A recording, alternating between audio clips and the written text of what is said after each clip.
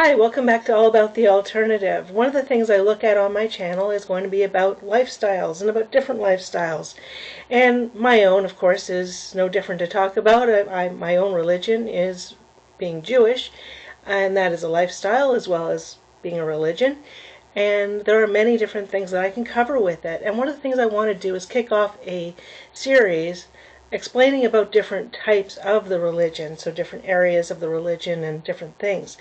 This one, I'm going to actually show you about some of the symbols that we have for the religion, and I'm not going to cover so much about the holidays right now, about those symbols. It's more about the regular everyday symbols that will be a part of religion for the synagogue and for personal use.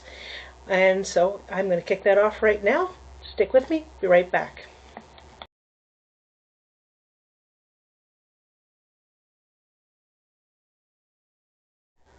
One of the things I wanted to do with this channel was actually show about different lifestyles and about different things about different people and about different things that people want to get involved in.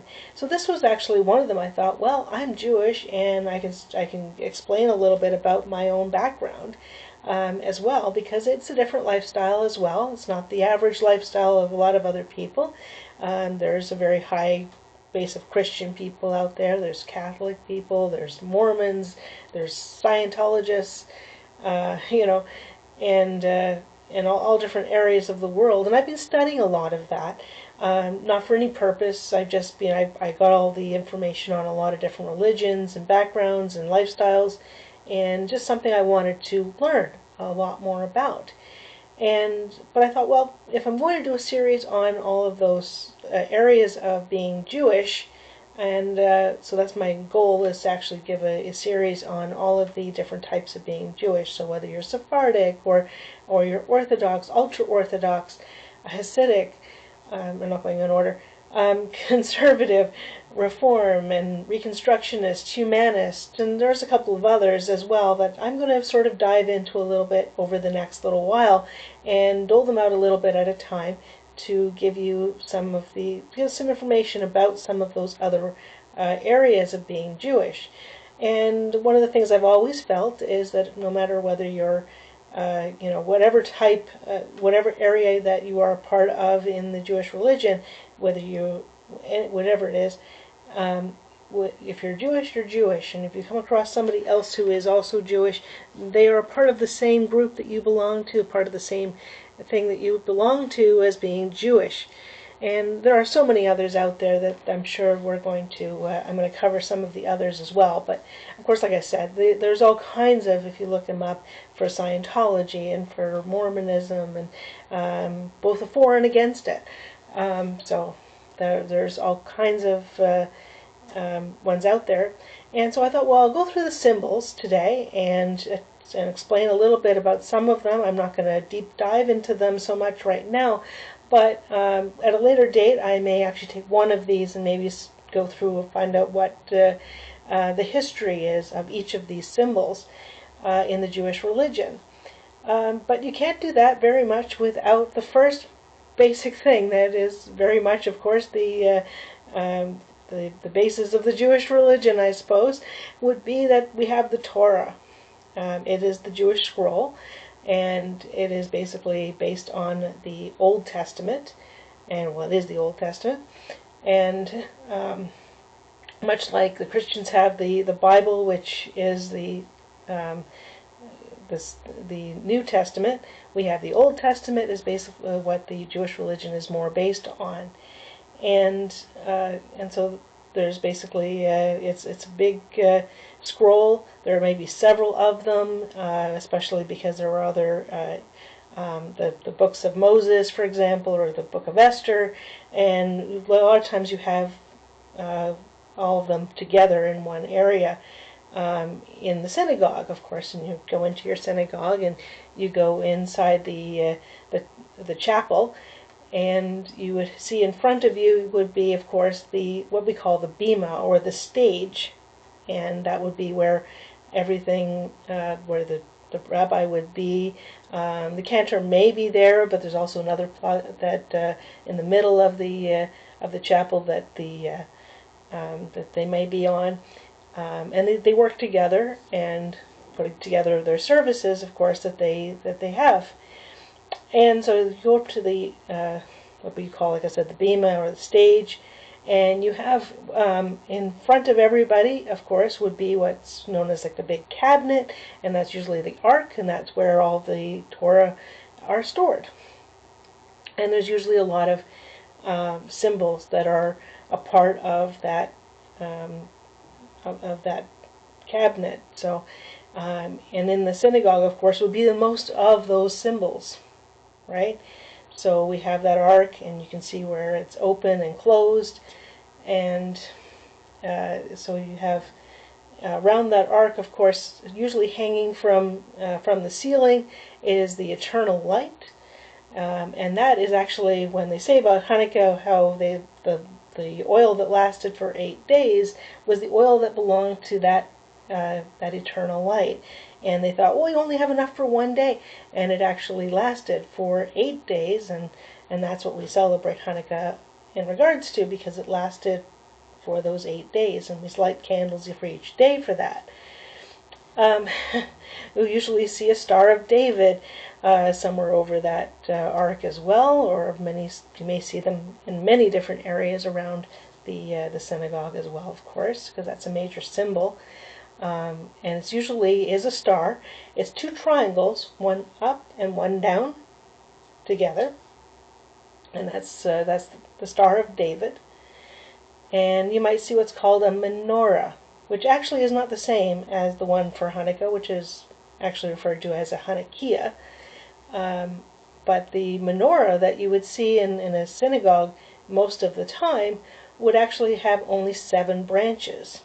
So and that's used for that eternal light as well. It's a symbol of that. And of course, where would you be without the 10 Commandments? Of course, it would be the usual one of the bigger symbols of Judaism is those 10 Commandments that came down with Moses. And so you'd have probably a picture, or not picture, but a stone put into the ark as well, or you may see them somewhere else, but they usually are somewhere laid onto that stage as well. And some are usually either out in the lobby area, or you may see it actually in the chapel. It is usually the symbol of the tree of life, which is, well, I'll show you a picture of here as well. And a lot of times, actually, I know the synagogue I used to go to, it actually had the if somebody had passed away, they could actually put a plaque in that area, and that would symbolize that they had passed. And usually in a synagogue as well, they have what we have called yahrzeit. So you light the candle for a person on the anniversary of when they passed, and sometimes on their birthday as well. And usually there's a light that they light up for that moment of that event. And usually it's done for each person individually. And in times of Rosh Hashanah and Yom Kippur, they light them all up because we're supposed to, of course, remember the ones who have passed. So you have that. So those are the symbols you'd actually see in the synagogue itself when you're inside. It's quite a nice view to see. And then, so of course, then you have personally, you would actually see each individual person wearing, and so for a man, would wear the kippah, or it's referred to sometimes as a yarmulke or a skull cap, and some refer to it as the beanie. But there are people that refer to it as a beanie, so I'm going to include that here. But it used to be men that mostly wore them. But when we wound up with things like we changed and evolved, and of course there became women who were rabbis and very much involved in the synagogue's area, and throughout the entire building. So instead of, they may also wear the kippah as well, especially if they are a rabbi. And I looked into that and I discovered that it was actually 1935 was actually the first time we had a female rabbi, and in Toronto it was 1980.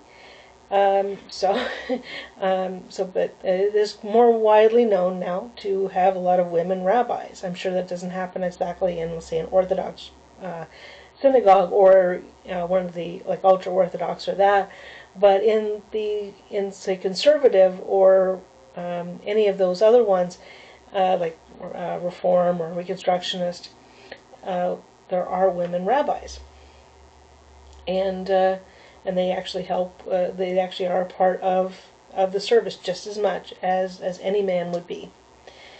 And so they also have so they have the kippah, and then they have the prayer shawl that they wear as well.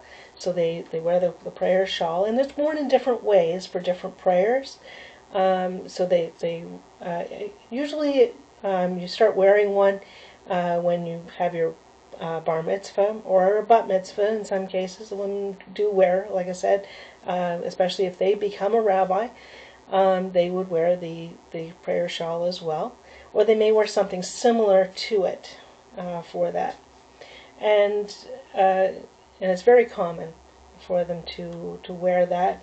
Usually after it's usually the bar mitzvah or bat mitzvah is usually when they turn 13, so they usually start wearing it after that point.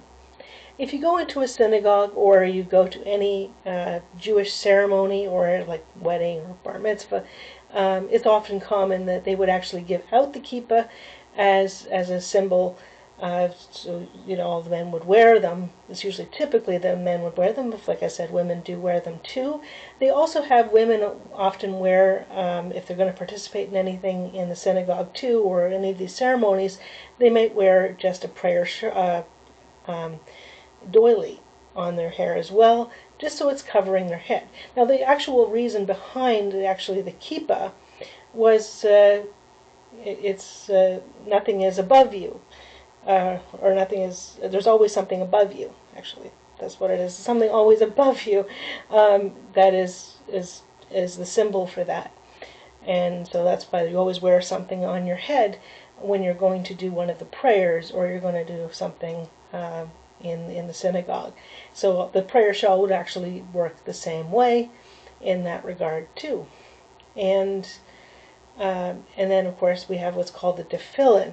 Now that's actually worn in specific ceremonies and certain prayers that are done as well. Usually that is done in the synagogue as well.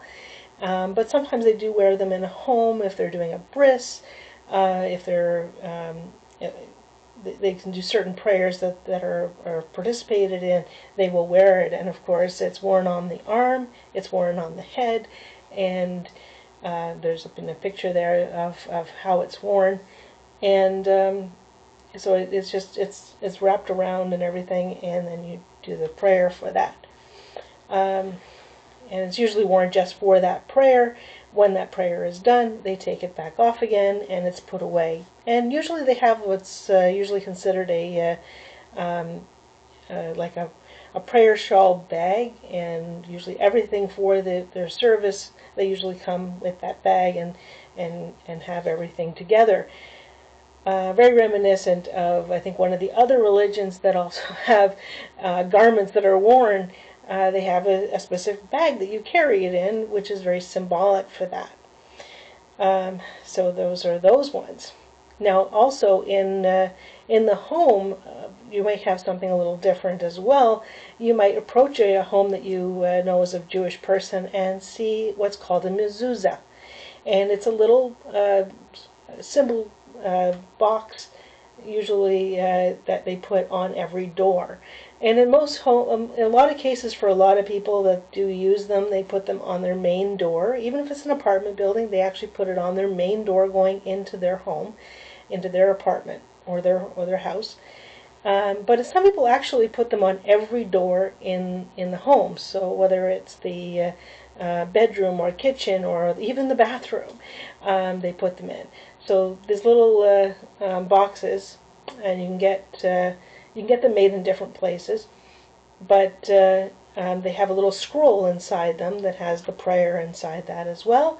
And most of the time you'll see somebody who is Jewish and knows about it will actually, touch it, or they will use a cloth and they will touch it as well saying the prayer that goes with that. So there is that there.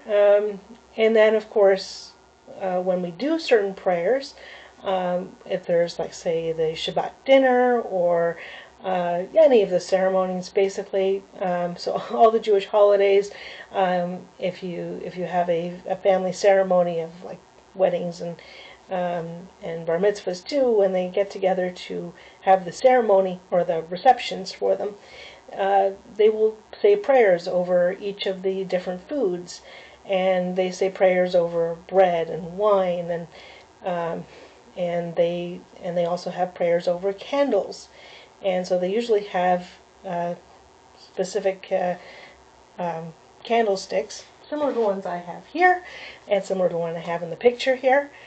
And so so they'll say the prayer. You'll see them put their hands over their eyes, usually, or just over the head, and say a prayer. Usually that is done by the women, but the men chime in too and say the prayer as well at times. And it's evolved. Everybody gets involved in every part of it. I think that's changed quite a lot, actually. So there's that. And then we get to the thing that, you know, this actually is a part of most other ceremonies. It's a part of the synagogue. It's a part of every part. As they're doing different prayers over wine, is usually done in what's called a Kiddush cup.